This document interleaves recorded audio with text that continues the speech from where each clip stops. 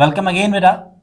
Previous lecture में हमने discuss करा था रिगार्डिंग अबाउट द बायोडाइवर्सिटी और उसके क्या लेवल्स होते हैं और बहुत सारे टर्म्स और जो उसमें ऑर्गेनाइजेशंस है वो हमने डिस्कस करे थे। आज का जो हमारा लेक्चर है वो रहेगा regarding the scope of the biodiversity. जो आपका यहाँ पे इनिशियल पेज हमने दिया हुआ है that is the scope of the biodiversity. ये बायोडाइवर्सिटी जो है उसका स्कोप क्या है for the human welfare, and the here scope means the opportunity of the anything regarding the human welfare, that is simply being called the scope। अब ये जो scope of biodiversity या जो हमने लेक्चर कल डिस्कस किया हुआ है वो रिगार्डिंग अबाउट द है JKSSB forester and for other exams as well, जिसमें ये सिलेबस सारा इंक्लूडेड है। अब क्या है ये, स्टार्ट हम करते हैं इस टॉपिक को। तो सबसे पहले लास्ट जहां पे हमने टॉपिक कंक्लूड करा था उससे आगे हम चलते हैं। यहां पे एक साइंटिस्ट है, ही वाज बीइंग नेम्ड, एक इकोलॉजिस्ट आप या बायोलॉजिस्ट आप कह सकते हैं, that he was being named Heywood. अब इस हेवुड ने क्या कहा, conceive the idea of the cultural diversity. अगर आपको लास्ट लेक्चर में याद होगा तो वहां पे एक साइंटिस्ट था, he was being named the Norse et al. तो उसने जो बायोडाइवर्सिटी है उसको क्लासिफाई किया था या एक्सटेंड किया था आप तो 3 लेवल्स। एक थी उसमें जेनेटिक डाइवर्सिटी, उसमें थी सेकंड स्पीशीज डाइवर्सिटी और तीसरी उसमें जो थी that is the ecosystem diversity. उसके बाद और एक मैंने वहां पे बोला था कि और एक डाइवर्सिटी हम उसमें ऐड करते हैं that is called the landscape और द पैटर्न डाइवर्सिटी। ये 4 टाइप्स ऑफ डाइवर्सिटीज जो हमने प्रीवियस लेक्चर में डिस्कस करे हुए हैं। अब उसके आगे जो हेवुड है इसने कहा कि इन 4 के अलावा और एक डाइवर्सिटी भी एग्जिस्ट करती है and this diversity is simply said to be called the cultural, it is being called the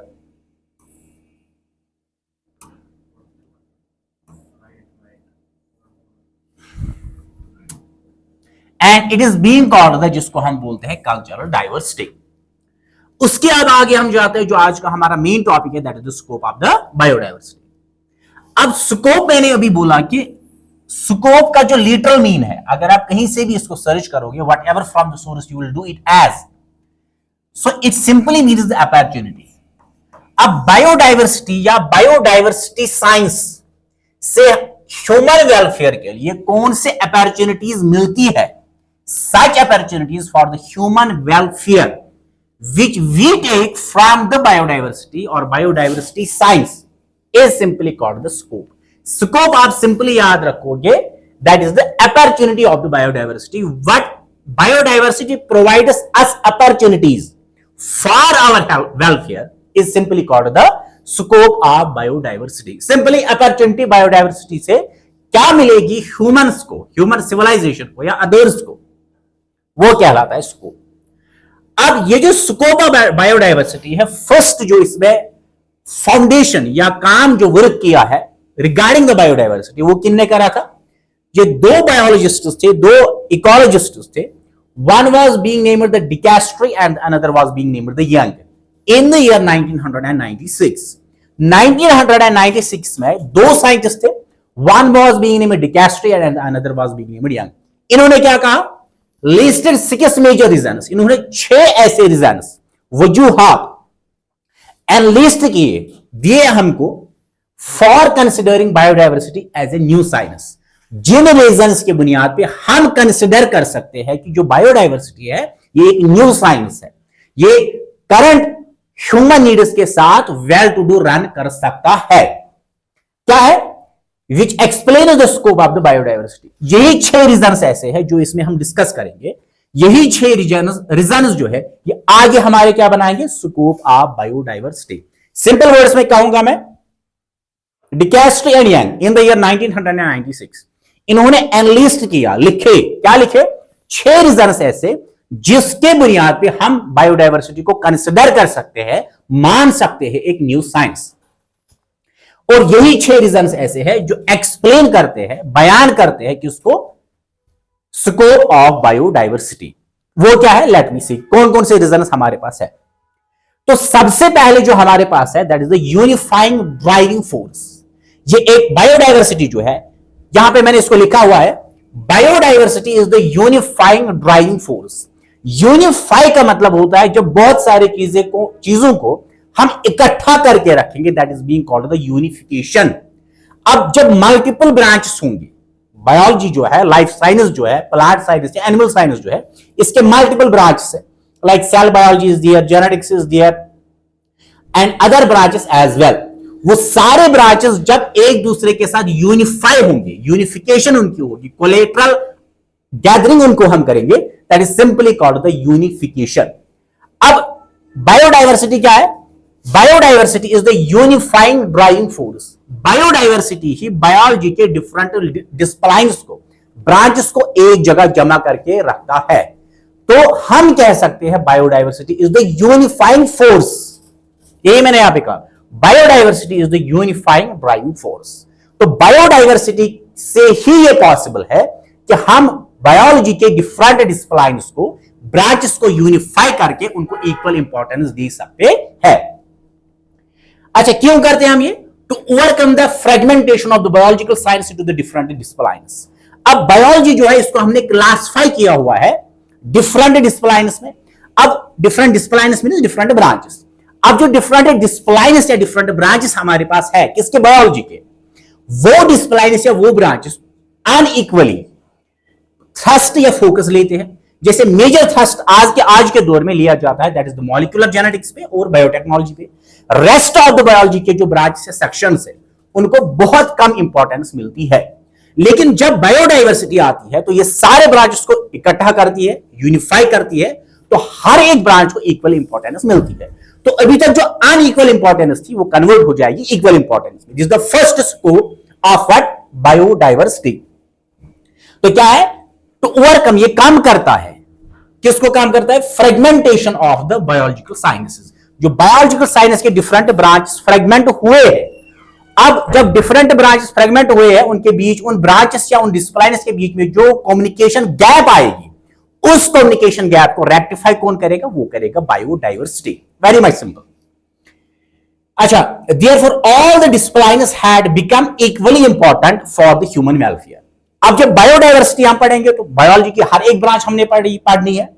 जब हर एक ब्रांच पढ़ेंगे तो डिफरेंट डिसिप्लिन्स के बीच में एक प्रॉपर कम्युनिकेशन रहेगा, कम्युनिकेशन गैप नहीं आएगी। जब हर एक ब्रांच को इक्वली फोकस मिलेगा तो उसकी वजह से क्या होगा? Had become equally important for the human welfare. तो उसकी वजह से ह्यूमन वेलफेयर में बहुत सारा फायदा आ सकता है। सेकेंड पॉइंट, अच्छा, this is the important goal of the IUBS। ये जो पहला स्कोप या पहला रिजल्ट हमने बोला यहां पे, क्या? That is unification. ये किसने डिस्कस करा था? ये किसका इंपॉर्टेंट गोल था? This was the first important goal of the IUBS। And what is IUBS?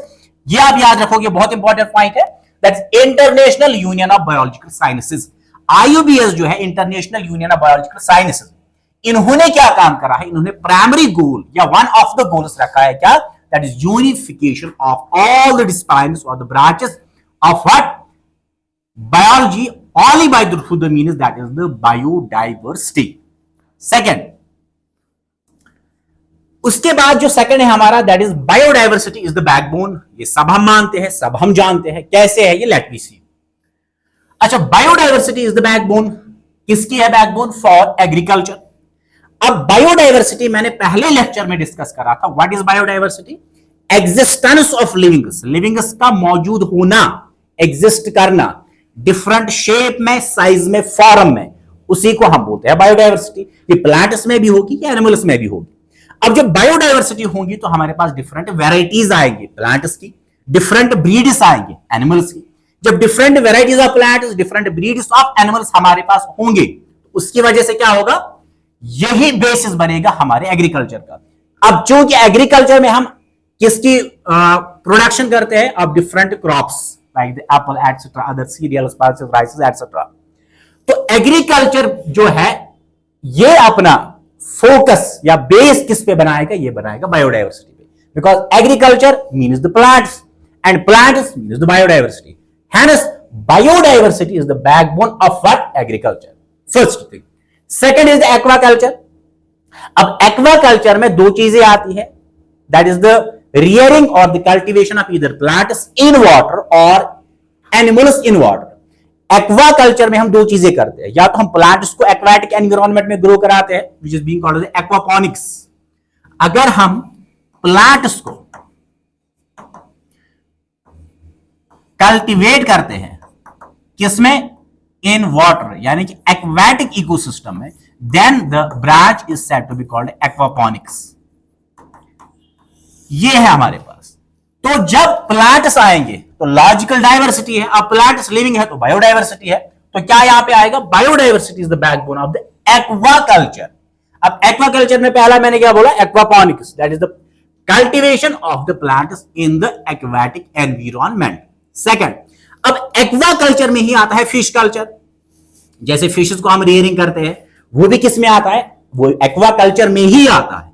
तो it is the biodiversity, hence it is the scope of the biodiversity. तो बायोडाइवर्सिटी जब होगी तब जाके एग्रीकल्चर भी एग्जिस्ट करेगा, तब जाके एक्वाकल्चर भी एग्जिस्ट करेगा। उसके बाद एनिमल हस्बेंड्री, लॉजिकल है, जो भी एनिमल हस्बेंड्री हमारे पास है, शीप या अदर फार्म्स जो हमारे पास है, बिफेलोज, काव्स एटसेट्रा, जो उनके डिफरेंट ब्रीड्स हमारे पास है, वो भी तो एनिमल्स है। जब एनिमल्स है तो लॉजिकल वो तो बायोडाइवर्सिटी है क्योंकि वो लिविंग्स है। तो जो एनिमल हस्बेंड्री अब हमारे पास है वो भी किस पे बेस बनेगी, वो बनेगी बायोडाइवर्सिटी पे।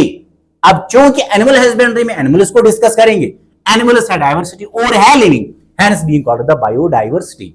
तो बायोडाइवर्सिटी बैकबोन किसकी बनेगी, एग्रीकल्चर की, क्योंकि इसमें प्लांट्स आते हैं, एक्वाकल्चर की, इसमें प्लांट्स एनिमल्स दोनों आते हैं, थर्ड एनिमल हस्बेंड्री की जिसमें एनिमल्स आते हैं। Next is the basis of the forestry. तो जितनी भी फॉरेस्ट्रेशन या फॉरेस्ट्री हमारे पास है, दैट इज ऑल बायोडाइवर्सिटी।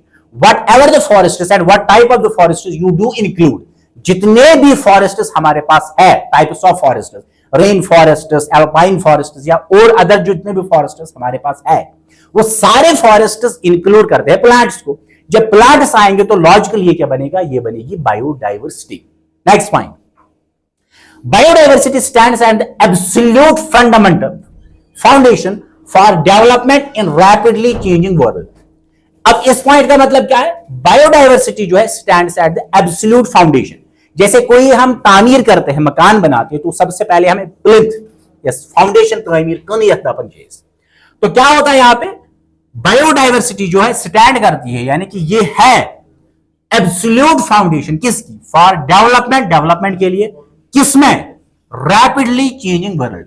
जो आज का दौर है, जो फास्टली चेंज होता है, उस फास्टली चेंजिंग वर्ल्ड में जो बायोडाइवर्सिटी है ये एक्ट करती है एज द प्लेथ और the foundation, because human civilization cannot exist without diversity, that is the biodiversity. अच्छा, एग्जाम्पल बेस्ट इसमें that is the green revolution, जो प्रीवियस सेंचुरी में हुआ था, इधर बाय नॉर्मन मेयर और समवन एल्स। जो ग्रीन रेवोल्यूशन यहां पे हुआ था, that is all related to the biodiversity, because it was wholly and solely focused on the plants. तो बायोडाइवर्सिटी एक्ट करता है foundation for the current changing world. उसमें बेस्ट एग्जांपल यहां पे मैंने बोला है green revolution. Next point, new varieties of plants and new breeds of domestic animals. जो प्लांट्स है उनकी नई नई वेराइटीज वजूद में आते हैं, और जो एनिमल्स है उनके नए नए ब्रीड्स वजूद में आते हैं, और कॉन्स्टेंटली इवॉल्व, उनको हम कॉन्स्टेंटली इवॉल्व करते हैं। क्यों करते हैं, फॉर डिजायर्ड वैल्यूज। जैसे हम अपने लिए चाहेंगे ह्यूमन वेलफेयर के लिए, वैसा हम उनको चेंज या इवॉल्व कर सकते हैं या करते हैं। उसमें क्या क्या आता है, जैसे किसी प्लांट को हम चेंज किस चीज के लिए करेंगे, फॉर द यील्ड, यानी कि एनुअल टर्नओवर, जो एक क्रॉप से हमें मिलना चाहिए, हम चाहते हैं उससे ज्यादा हमें मिले, तो हम क्या करेंगे, हम उसमें कुछ चेंजेस लाएंगे, चाहे मॉलिक्यूलर, जेनेटिक, व्हाटसोएवर, तो हमें क्या मिलेगा, हमें एक प्रॉपर गुड यील्ड मिलेगा। शेल्फ लाइफ, एक फ्रूट जो है, जैसे फॉर एग्जांपल टमाटोज हमारे पास है, उनका जो शेल्फ लाइफ यानी कि कितनी देर तक वो टिकेंगे बिफोर द स्पाइलेज, खराब होने से पहले, that is simply being called the harvesting के बाद जो फर्स्ट स्पाइलेज तक जो टाइम पीरियड आता है, that is simply called the shelf life. उस शेल्फ लाइफ को इंक्रीज करना ये भी पॉसिबल तब है जब हमारे पास क्या होगी, biodiversity.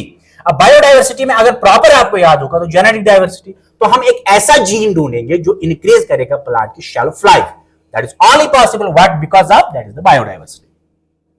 Next is the disease resistance. तो हम ऐसा एक जीन ढूंढेंगे बायोडायवर्सिटी में, चाहे जेनेटिक हो, स्पीशीज हो, इकोसिस्टम हो, लैंडस्केप हो या कल्चरल हो। अब हम ऐसा जीन जेनेटिक डाइवर्सिटी में ढूंढेंगे जिससे एक प्लांट को हमें क्या मिलेगी, disease resistance. The best example is being the BT cotton. BT cotton. अब इस बीटी कॉटन में क्या होता है, हम एक जीन लेते हैं। कौन सा जीन लेते हैं, क्राइजीन। ये आप याद रखोगे, this is the best example which we can explain the thing. अब क्राइजीन जो है ये हम कहां से लेते हैं, फ्रॉम द बैक्टीरियम, एक बैक्टीरियम से या एक बैक्टीरिया से, और उस बैक्टीरियम को हम बोलते हैं बैसिलस थुरिनजेंसिस। बैसिलस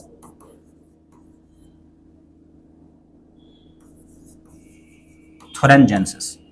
अब इस बैसिलस थुरिनजेंसिस से हम क्या लेते हैं, हम लेते हैं एक gene, this gene is called क्राइजीन। This क्राइजीन is introduced in the cotton plant. एक कॉटन प्लांट में हम इंट्रोड्यूस करते हैं विद द स्पेसिफिक मैकेनिज्म। अब जब इस प्लांट में हमने ये क्राइजीन डाला, अब लॉजिकल है, जीन का अल्टीमेट प्रोडक्ट जो होता है दैट इज द प्रोटीन। याद आप ये रखेंगे, द अल्टीमेट प्रोडक्ट। बहुत सारे प्रोसेस इससे पहले होते हैं, लाइक जैसे रेप्लिकेशन होती है, ट्रांसक्रिप्शन होती है, ट्रांसलेशन होती है, ये 3 प्रोसेस होते हैं प्रोटीन बनने से पहले। But the ultimate product, in short आप याद रखोगे, दैट इज द प्रोटीन। अब इससे क्या होता है, ये जो प्रोटीन है it is said to be called cry protein. ये किस में बनता है, अब ये प्लांट में बनेगा। अब जब ये प्लांट में ये क्राई प्रोटीन बनेगा, उसकी वजह से क्या होगा, इस कॉटन पे क्या बैठते थे, पेस्टिस। वही पेस्टिस जो इंसेक्ट्स इस पे बैठे हुए थे, वो इसी क्राई प्रोटीन को इंजेस्ट करेंगे। उस प्रोटीन की वजह से उनका जो गट है, उनका जो थ्रॉट है, उसमें पोर्स बनने शुरू हो जाएंगे, और जो पेस्ट है, इंसेक्ट है, वो ऑटोमेटिकली डेड हो जाएगा। तो हमारा जो क्रॉप है वो किससे बचा, अब पेस्टिस से, यानी कि एक डिजीज से ये बच गया। तो हम एक जीन ढूंढ सकते हैं बायोडायवर्सिटी में, किसके खिलाफ, against the disease resistance. Simple. उसके बाद थर्ड इसमें है, that is the fundamental requirement. Biodiversity हमारे लिए एक फंडामेंटल रिक्वायरमेंट है। कैसे, late we C.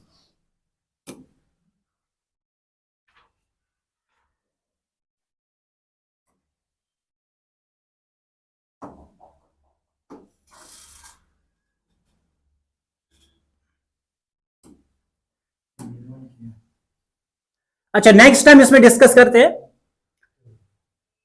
Resource of human existence, और we can call it the pillar of the human development. अब क्या है इसमें, लेट वी सी क्या है।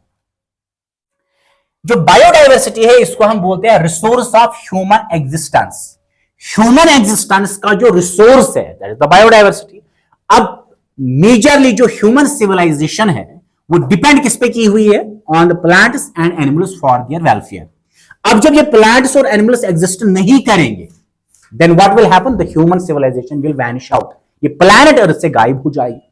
तो हम यहां पे बेसिस कह सकते हैं that biodiversity is the resource of human existence. ये आप याद रखोगे, this is the best and important point. Next, अब इसी बायोडायवर्सिटी को हम क्या बोलते हैं, ये बहुत इंपॉर्टेंट पॉइंट है, ये आप याद रखोगे कि बायोडायवर्सिटी जो है it is called the pillar of human development. याद रखना, biodiversity is called the pillar of human development. Human development तब तक पॉसिबल नहीं है जब तक कि यहां पे पॉसिबल एग्जिस्टेंस ऑफ बायोडायवर्सिटी नहीं होगी। कैसे, लेट मी से, biodiversity is the pillar of human development. जो ह्यूमन डेवलपमेंट होती है उसके लिए जो बेसिक पिलर है वो कौन सी है, वो है बायोडायवर्सिटी।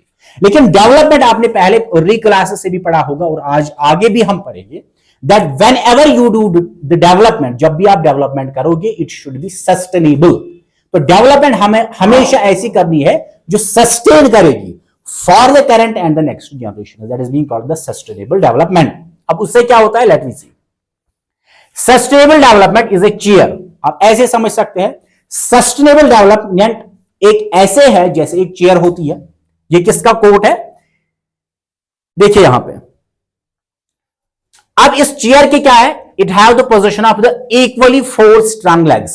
जैसे एक चेयर है, चेयर में 4 लेग्स होते हैं, इक्वली स्ट्रांग होते हैं, लेंथ इक्वल होती है। इसी तरह से सस्टेनेबल डेवलपमेंट को माना गया है, it is as the chair. अब इसके जो 4 पिलर्स या 4 लेग्स है, 4 लेग्स है, वो क्या क्या है, इकोनॉमिक डायमेंशन या इकोनॉमिक लेग, एनवायरमेंटल या biodiversity, third is the social and fourth is the cultural. अगर इन चार में से कोई भी वर्क प्रॉपर नहीं करेगी तो चेयर स्टैंड नहीं रह पाएगी, वो नहीं टिकेगी। इसी तरह से अगर इन चार डायमेंशंस में से कोई एक डायमेंशन अनबैलेंस हो जाता है तो सस्टेनेबल डेवलपमेंट पॉसिबल नहीं है। अब इनमें से एक पिलर कौन है, एक लेग कौन है, दैट इज द बायोडाइवर्सिटी और द एनवायरनमेंट। तो अगर इसको भी अनबैलेंस या अनइक्विलिब्रियम आ जाता है तो वो डायरेक्टली इफेक्ट किसको करेगा, सस्टेनेबल डेवलपमेंट को। मींस जो सस्टेनेबल डेवलपमेंट है ये डायरेक्टली या इनडायरेक्टली लिंक्ड किसके साथ है, ये लिंक्ड है बायोडाइवर्सिटी के साथ। अच्छा, unless all four dimensions are not strong, जब तक कि चारों डायमेंशन स्ट्रांग नहीं होंगे तो क्या होगा, there will be not sustainable development, फिर सस्टेनेबल डेवलपमेंट नहीं होगी। जब तक चारों है तो सस्टेनेबल डेवलपमेंट पॉसिबल है। अगर एक भी डिविएट हुआ, अनइक्विलिब्रियम में आ गया तो इससे अफेक्ट क्या करेगा, sustainable development. So environmental dimension should be absolute strong. इसीलिए जो एनवायरमेंटल या बायोडाइवर्सिटी डायमेंशन इस सस्टेनेबल डेवलपमेंट का है ये एब्सोल्यूट स्ट्रांग होना चाहिए। There should be no any variation, इधर लेस और more, as it is linked with both economic and cultural dimension. अब चूंकि जो इसमें चार डायमेंशन है, चार में पहला कौन सा, इकोनॉमिक, सेकंड है एनवायरमेंटल, थर्ड है सोशल एंड फोर्थ है कल्चरल। अब इन चार में से जो पहला और लास्ट है इकोनॉमिक एंड कल्चरल, ये दोनों लिंक्ड है किसके साथ, एनवायरमेंट या बायोडाइवर्सिटी के साथ।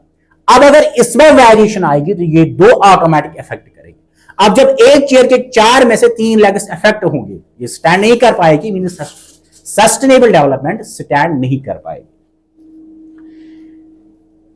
As it is the linked with both economic and cultural dimensions. Next, इसके बाद जो हमारा जो नेक्स्ट स्कोप या रीजन है that is the dynamic stabilization. वो क्या होती है हम यहां पे देख लेते हैं। Biodiversity is the only way and the method for stabilization. Biodiversity एक वाहिद ऐसा जरिया और तरीका है जिससे प्लैनेट अर्थ में इक्विलिब्रियम, स्टेबलाइजेशन या जिसको आप कहते हैं होमियोस्टेसिस, ये पॉसिबल है। जब तक बायोडाइवर्सिटी है प्लैनेट अर्थ अपना इक्विलिब्रियम भी रख पाएगी, स्टेबलाइजेशन रख पाएगी, होमियोस्टेसिस रख पाएगी। अगर इस बायोडाइवर्सिटी में कोई भी अल्टरेशन आती है मेजर, तो वो डायरेक्टली इफेक्ट किसको करेगा, प्लैनेट अर्थ को। अब प्लैनेट अर्थ में ही कौन रहती है, human civilization, and ultimate effect will be get up on the human civilization. अच्छा, biodiversity is the only way and method for stabilization और homeostasis for functioning of the planet earth. Planet earth की proper functioning के लिए वाहिद एक जरिया है, वाहिद एक तरीका, दैट इज द बायोडाइवर्सिटी। अब इस हाइपोथेसिस को क्या हम बोलते हैं, it is called Gaia hypothesis. और इसको किसने दिया था, लवलॉक इन द 1988। अच्छा, next, physical structure and the processes of the planet earth are regulated by biodiversity. ये किसका कोट है, मियर्स इन द 1985। मियर्स ने क्या कहा कि फिजिकल स्ट्रक्चर जो प्लैनेट अर्थ का है, जो करंटली हम देखते हैं फिजिकल स्ट्रक्चर एंड प्रोसेसेस, और जो इसमें प्रोसेस होते हैं like ecological succession is there, food chain is, food webs, energy flow etcetera, वो सारे जो फिजिकल स्ट्रक्चर और फिजिकल प्रोसेसेस प्लैनेट अर्थ पे फंक्शन करते हैं, रन करते हैं, वो सारे तभी पॉसिबल है जब तक कि बायोडाइवर्सिटी है। ये किसका कंसेप्ट है, ये है Mears 1985। These were the four reasons and four scopes of the biodiversity which we had discussed by today. अब जो इसमें नेक्स्ट स्कोप्स दो तीन और है, और उसके अलावा कुछ जो प्रीवियस एग्जाम्स में फॉरेस्टर या अदर एग्जाम्स में पूछे गए हैं ऑब्जेक्टिव क्वेश्चंस, वो हम कल लेके आएंगे with the next lecture. Till then very good bye.